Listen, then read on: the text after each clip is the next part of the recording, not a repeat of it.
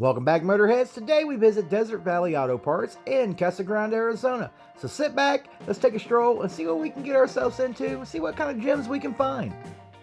Be sure and stay tuned to the end because we do come across a few good builders out there that will appear periodically throughout the video as we come to them. And you never know, we may have just found your future project car. Now the first impression of this place, it is massive. You can be here for 2 weeks and probably never see everything that they have. Not only do they have this enormous yard here in Casa Grande, Arizona, they also have another location up in Phoenix, Arizona that's rumored to have a whole lot cooler stuff than they have here in this yard.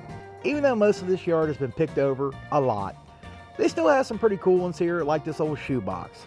Now this car here could be very cool if it wasn't so far gone. There's a lot of rust on this side here. Really couldn't get to the other side because it's right next to the leaning tower of unalive yourself if the wind blowed the wrong way and shoved the other one on top of you. Now this here, I'm sorry, this is a pretty cool little car, one of my favorites of the day. Little 54 Pontiac, I'm very partial, I had one, same color, that Robin's Egg Blue, absolutely love that car. Should never got rid of it. Still had the old flathead 6 in it, but this one here would be definitely cool to pick up. They have a lot of parts to put this one here back together. But this one here, as you see, it's going to take quite a bit of work to get this one here back up together and get it on the road. And you're going to be scavenging the rest of the Pontiac pile right behind it here, as you'll see. Looking and scavenging for the parts to go ahead and put this old girl here back together. But if you had abundance of time and abundance of money, I think that one right there needs to be saved.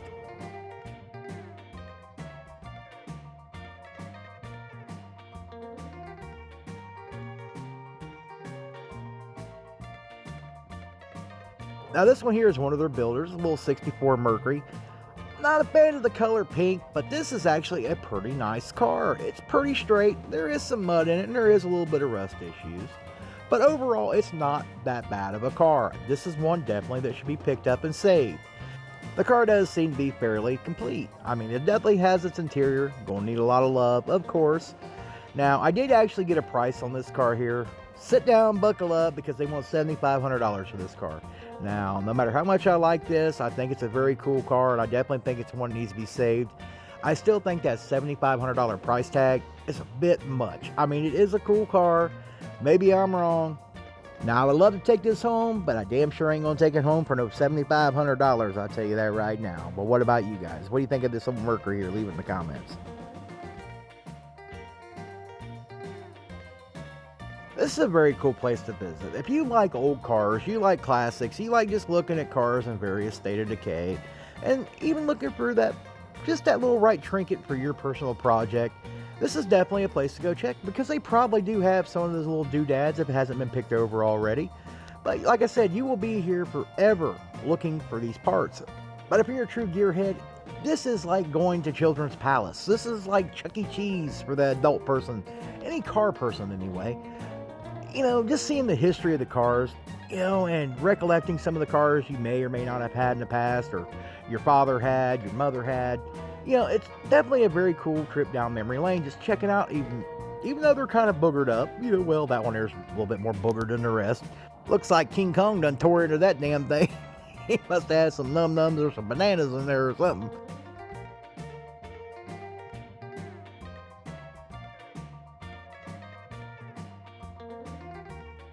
I definitely had a big pile of 50 through 54 Chevrolets sitting here. I mean, they're just about everywhere right in this little pile here. That's the one bad thing about this yard. They do have a lot of things crammed in there. It's not super organized. I mean, they got rows. You can get through them. You can kind of get to stuff. But you kind of got to go up and over some things if you really want to get to a part. And if your luck's like mine, the part that you've been searching for high and low, looking everywhere for, you finally spotted out of the corner of your eye. But damn, you got to be a contortionist to get folded around down in there to unbolt the SOB. Or you bring a youngin' with small hands that's kind of dumb that will crawl into there in little tight places right there because they have no fear yet, or just really common sense that they may get, you know, crushed trying to get to that part, you know, that holy grail part that you need. They don't need it, but you know, you offer them a cheeseburger or take them out for a milkshake or something like that. You know, go, job well done. We just won't mention the fact that you almost unalived yourself to give me that one little bracket that I've been looking for, but I sure do appreciate it. It was definitely worth the $12.75 for a burger and a shake. Or, if you get lucky, you might be in a real shady part of town, you just get a meth head or a crackhead to go over there and mess around and get that for you. You know, probably cost you a quarter or something, you know. It's good to be thrifty. Unless that crackhead pulls a Jesse Owens on you and runs off with your toolbox and your part, because you know you ain't catching a crackhead on full sprint. Nope, ain't happening. Now, a lot of these trucks right here in this aisle, they've all been picked over. They've been pretty much picked clean, but there is still some good usable parts. Mostly 55 through 66 Chevrolet. Now, if you're in the Casa Grande area and you're looking for a little part for your little Apache or your C10, this might be a good place to come check it out. I mean, they probably do have it. If not in this yard, maybe their other yard. You know, a lot of these have been all cut up too. So, you know, but that's one of those things. Unfortunately, a yard that's been here for like 30 years plus, you know, it's going to be that way. You're not going to find the Holy Grail all the time. Now, this old Corvair van here, actually, it's got some good parts on it, but it's a basket case. But there's some people out there who would absolutely love to have this thing. And they do sell whole cars here. But some of their cars do not have a title from my understanding, so, you know, be prepared if you do go to buy you a project car. It may or may not have a title. What do we have here? I see something that's going to end up in somebody's yard and sit there for 6 months to a year, then find its way to Facebook Marketplace, and they'll be asking the low price of $30,000. And you better act fast, because you'll never find another POS just like that for $30,000. I don't know what the hell they would want for that in here, but this thing is pretty damn rough. The bumper's good. I'd love to have the bumper if I had a Cadillac, but I don't have a Cadillac that I'm working on, so I don't need the bumper. But that one's actually in pretty good shape. They probably want something stupid for the bumper. Let's just be honest here. Seems like, you know, the prices on Marketplace and the prices out of the boneyard now have completely went insane. But if you've been building a car or you've been looking for parts, you're seeing it too. We got to figure out what the hell is going on here and find out what the hell these people have been drinking. But another good thing this yard has is they got a bunch of Hudsons out here. They got some really cool parts for a Hudson. Now this one here is a 4-door, but it looks to have a fairly complete engine in there. So if you're looking for an original Hudson engine, there might be some good usable parts, or at least a hood, fender, tail section. There could be some good glass. And they got a few other Hudsons around through the yard here. I know a lot of people didn't like the Hudson. Me personally, I thought they were pretty cool looking cars, even though they kind of look like a cockroach, but they were still pretty cool. And, you know, they ran good. They were actually pretty good from my understanding back in the day. They were actually pretty peppy for what they were.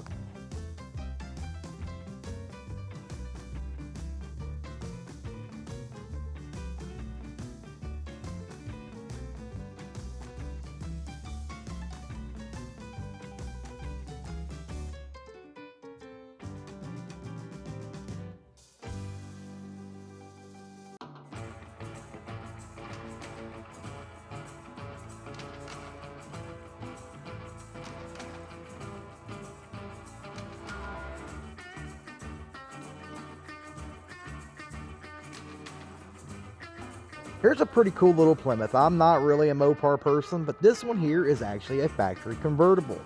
There's a little snafu there in the front fender there, and the body's got a few dents and dings in it.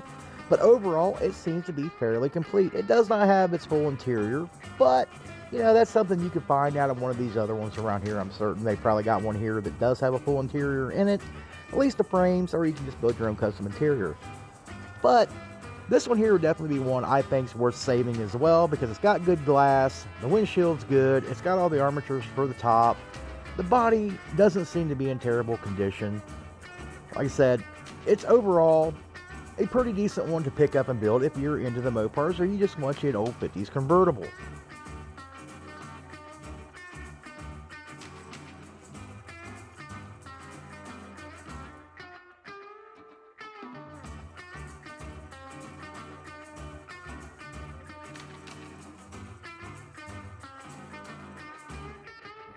Peeking over inside here, the floor actually doesn't appear to be in too terrible of shape. There is rust in that floor, but it's not too terrible. If you want to get in kind of cheap and you just want to patch it for a while and enjoy the car after getting it running, I think you can do that with this one. Now this International here is in really good shape. The body on this truck is fairly straight. It's complete. I really don't see any too terrible rust issues on this one here. The cab corners look good. The bottom of the doors look good. The fenders look good. Even the interior is not terrible on this truck. Now, this is a long bed truck, but upon opening the door, it does not smell like garlic, butt, and onion. It doesn't stink in there. And like I said, the inside of the cab looks to be fairly complete and in fairly decent shape. You're going to have to recover the seat. I think a little cleanup on this one here It didn't look like it'd take much to get this one here back on the road, tinker around with it for a while, and you'd have you a nice little cruiser in town. Or to the local car show, things like that. Hell, it might run good enough to take you any place you want to go. You know, like I said, overall, it's in very good shape, as you can see here from the video. It's very complete. It's even got the tailgate. That's usually the first thing that's gone or beat all to hell. The bedsides ain't all beat up. It's just really a nice little builder here. Even the top of the cab looks good on this truck. Very good shape. This is definitely one that somebody should pick up and rescue. If you're out here and you're in the market for an international truck, you need to go over there and try to work out a deal on this one. I think it's probably going to be one of the nicer ones you'll find, especially in a boneyard.